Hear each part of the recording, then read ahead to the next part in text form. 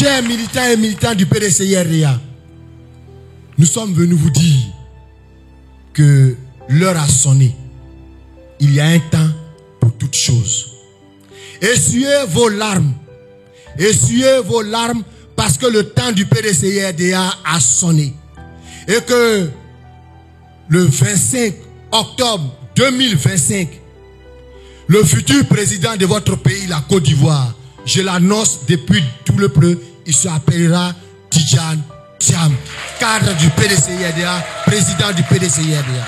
Le futur député de tout le bleu, c'est notre frère, c'est notre haut représentant. Occasion, il faut que vous le rétablissez. Le président vous demande cela. Deuxièmement, pendant 14 ans, ils ont promis aux Ivoiriens que vous êtes de construire des maisons pour chaque Ivoirien. Ce que le président Bédié et le président Oufou ont réalisé dans ce pays, à travers la SICOGI, à travers la SOGEFIA, à travers Selmer, au temps du président Félix Houphouët-Boigny, à Abidjan, à Port-Boué, l'État avait construit des maisons et on cherchait les Ivoiriens et puis on leur donne la clé, on dit allez-y vous asseoir dedans.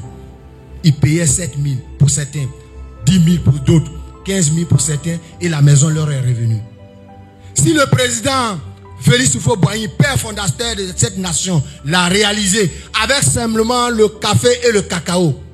Aujourd'hui, en plus du café et le cacao, on a ajouté le pétrole. On a ajouté la richesse du sous-sol. Le budget de la Côte d'Ivoire était en 2010 environ 3 000 milliards. Aujourd'hui où je vous parle, le budget de la Côte d'Ivoire est passé à 13 000 milliards. Mais avec 13 000 milliards, les Ivoiriens sont très pauvres. Au lieu d'avancer, les Ivoiriens reculent. Il faut que chacun se lève pour prendre son bâton de pèlerin, pour que nous fassions faire le dernier combat. Oui, le dernier combat, c'est permettre au PDCI de revenir au pouvoir d'État en 2025. Je vous remercie. Que Dieu vous bénisse.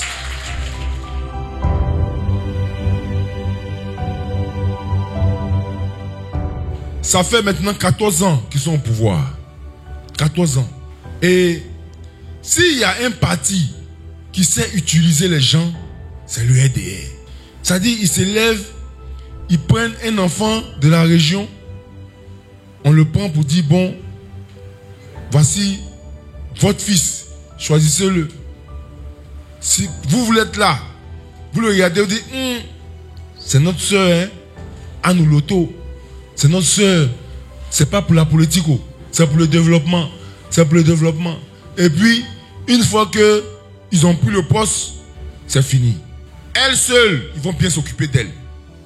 Mais vous, qui avez pensé que comme c'est votre soeur, votre vie va changer, elle n'a plus les ressources même pour s'occuper de vous. Parce que je suis arrivé ici, ce n'est pas possible qu'un ministre d'État, et puis tu rentres dans tout le pleu ici, elle-même, sa circonscription, où elle est élue députée, et puis c'est sale comme ça. C'est pas normal. C'est-à-dire, dans le cavalier là, avant d'aller arranger même ailleurs, tout le pleu doit être au top d'abord. Mais quand on regarde tout le pleu, c'est n'importe quoi. Non, il faut dire la vérité.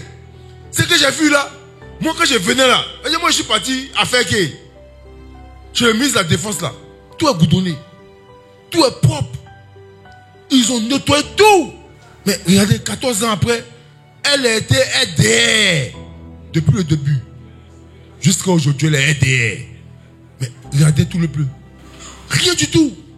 Donc il faut dire aux parents que même si elle vient s'arrêter devant vous encore pour dire faites confiance à Hassan Ouattara, ils n'ont qu'à la chasser. Parce que dites-lui qu'on n'a rien eu dans ça là. Pendant 14 ans, on n'a rien eu. Zéro. Tu es venu nous dire ici que chaque 5 ans, ils vont donner 44 milliards à tout le bleu. On va construire les routes, arranger les écoles. Tous les gens vont avoir du travail. Ils ont fait 14 ans. Donc si on multiplie 44 milliards à la fois 3, Est-ce que vous avez vu ça ici? C'est qu'elle a gardé l'argent. C'est pas possible. On regarde tout le pleu. Mais les gens même se disent que quand j'ai avoir le temps même de venir visiter tout le pleu. Parce que ça là, de la manière à l'auto est là-bas là, ça doit être joli. Chers parents, dites à nos parents que c'est l'homme qu'on a mis on n'a jamais vu à l'œuvre. C'est lui, on peut dire qu'on va lui faire confiance une fois. Mais quand on t'a déjà mis, et puis tu n'as rien fait pour nous là, c'est plus la peine.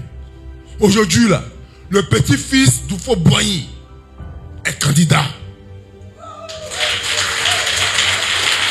Le petit-fils d'Oufo Boigny est candidat.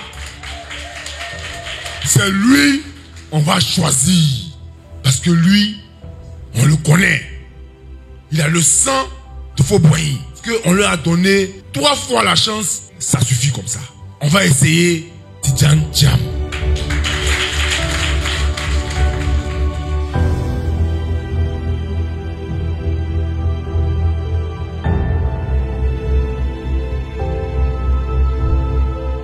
Quelqu'un est venu pour vous mobiliser, il n'y a pas de problème. On est prêt pour ça. On est prêt maintenant aussi. On ne peut pas dormir à cause des PDCI. Moi, depuis lors, le temps de Oufoué Boigny, je n'ai jamais tourné une d'autres bulletins si ce n'est pas un PDCI. Le père Oufoué est devant nous. Quand il voit son petit-fils est là, vraiment c'est la joie. C'est la joie. Et il pense que très bien, ici à Toulouse, ça sera un chemin de victoire. Restez tranquille.